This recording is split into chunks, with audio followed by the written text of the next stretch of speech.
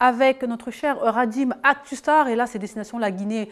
Le Guinéen est à l'honneur, il s'appelle Paul Pogba. Radim, on t'écoute.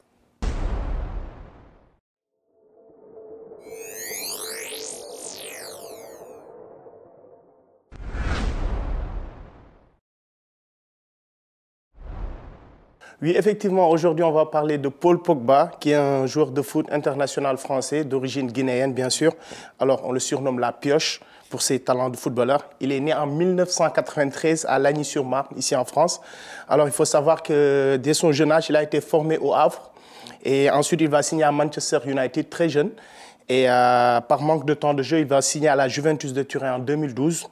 Et après, ensuite, il va revenir à Manchester avec un transfert record cette année-là. Alors, il va rester un peu sur Manchester United, mais après, avec du manque de temps de jeu, il va revenir à la Juventus de Turin. Mais il faut savoir qu'en parallèle aussi, on sait que c'est un joueur de l'équipe nationale de France. Il a fait toutes les catégories. Il a été même capitaine de l'équipe des U20. En 2018, il sera champion du monde avec la bande de Kylian Mbappé, Griezmann, tout ça.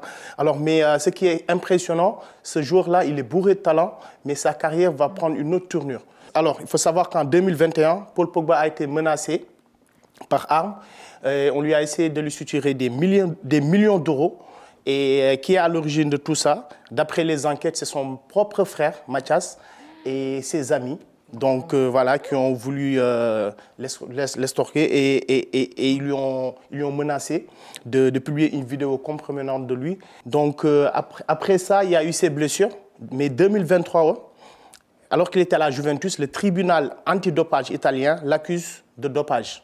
Donc ça, c'était en 2023. Contrôle positif à la testostérone, qui est interdit bien sûr pour les footballeurs. Et en février 2024, récemment, la décision a été confirmée par la justice et il est suspendu 4 ans. Wow.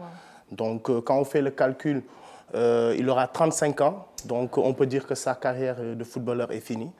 Donc voilà. Mais il faut savoir qu'en dehors de tout ça, c'est un footballeur quand même qui est très investi niveau œuvre caritative. Donc il a déjà la fondation Pogba, donc qui aide beaucoup les enfants de la Guinée. Il y a aussi les 48 heures de Pogba où il organise des événements sportifs, donc dont les fonds vont aussi sont destinés aux enfants de son pays. Donc voilà, c'est un footballeur qui est vraiment très généreux, mais malheureusement sa carrière a pris une autre tournure. Donc on lui souhaite qu'il trouve une autre issue pour la suite. Donc voilà, et c'est tout. Merci beaucoup. Merci beaucoup Radim pour cette belle chronique. Effectivement, Paul Pogba, qu'on salue, qui n'hésite pas à venir sur notre plateau Diaspora Africa. Donc c'est une célébrité nationale pour vous, une fierté nationale. Je voulais, merci de me faire cette passe-là, parce que je voulais parler de lui. J'étais tellement impressionné par Radim.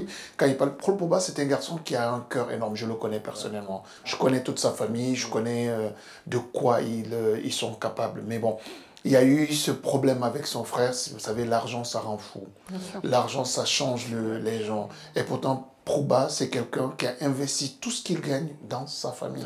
Il n'a pas du tout laissé quelqu'un en marge. Pogba, si tu nous regardes, viens, parle avec eux. C'est l'occasion de faire parler ton cœur, de l'occasion de montrer ce que tu sais faire en dehors du terrain de football, parce que tu es une personne extraordinaire. Voilà. Exactement, et qu'on soutient bien sûr ici sur Diaspora Africa. Merci beaucoup Radim pour cette mise en avant de talents africains.